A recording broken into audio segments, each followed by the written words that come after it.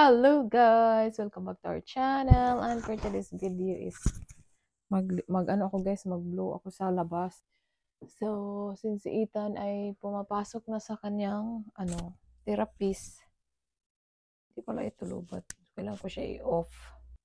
Yung isa at i-charge ko. And then, lang ako guys. Mag-time lapse lang ako doon dahil aabutin tayo ng anong oras. Doon guys, i-charge ko lang muna to.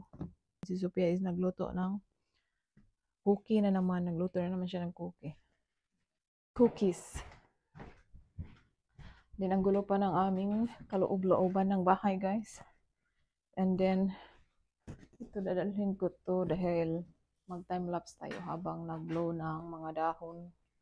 Kasi nga, hindi mainit sa labas pa guys. Hindi mainit. Sophia is preparing for the cookies.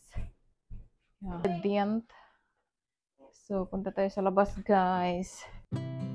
So, ayun, guys. I-harvest lang natin yung ating maliliit na tomato. Maliit, konti pala. So, meron pala ditong buwan ka ng eggplant.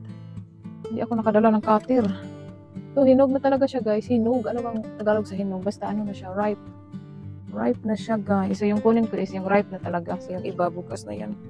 So, madaot lang naman siya. Ang liki talaga siya. Tapos sa kabila, ihigot ko pa sana siya. Ihigot ko pa sana yung kabila, guys. Ang hangin ba yun, Hangin din. Mag-blow tayo ng mga dahon. Tapos, may mga dahon na namang matatagak. Matatagak. Okay.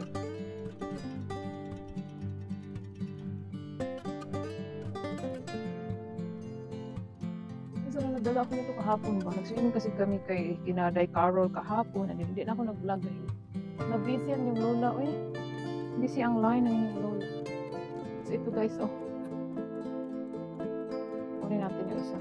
Meron pa dito, Alam niyo, ang first, second, third na harvest ng eggplant, ang taas. Tapos ngayon, ito na lang, Ito yung harvest ko, guys, Habang hindi pa siya talaga mainit ba yung panahon. Mamaya kasi iinit. And then, mag-antos tayo sa kainit. Alright, guys, see you. Time-lapse na ako habang nag-blow.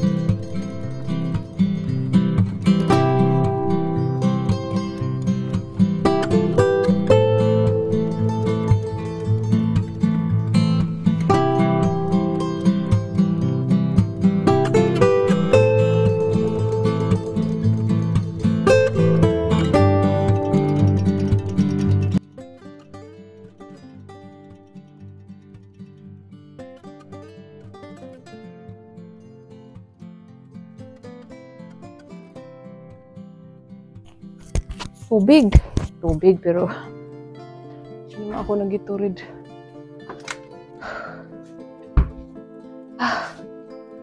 So dito muna ako guys. Merong bago na naman si Mr. na guys, dinala. So tapos na ako sa front yard guys, and then sa likod is mamaya na dahil lubat yung tatlong battery. So yung tatlong battery is para lang pala sa front yard sa driveway. And then nakapag-blow ako dito ng kunti. So mamaya na yan tapusin. I-charge ko lang yung battery. Tingnan natin kung ma-charge or bukas na. Bukas na din after namin ihatid si Ethan.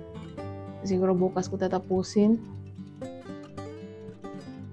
Anong oras natin? 04 na guys. And then, hindi pa ako nakapaglinis sa loob. Siguro yung 2 na lang yung palinisin ko dahil wala silang pasok ngayon guys. And then,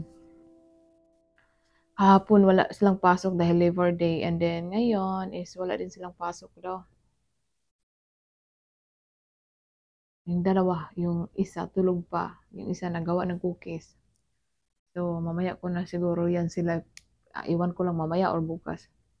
Mainit na kasi paghapon guys, and then ang dami ding lamok, and then, so ngayon guys, isimula ng pagbublow ng dahon guys, dahil malapit na din mga ano ang mga dahon guys, mga tagak, malapit ng taglagas, basta malapit ng tiglagas guys, sa mga dahon. So, ngayon ay mag-start ng mag-blow ang inyong lola dahil mga ilang buwan din ako hindi nakapag-blow doon guys sa ano, frontier at sa dito. So, mga ilang buwan na din.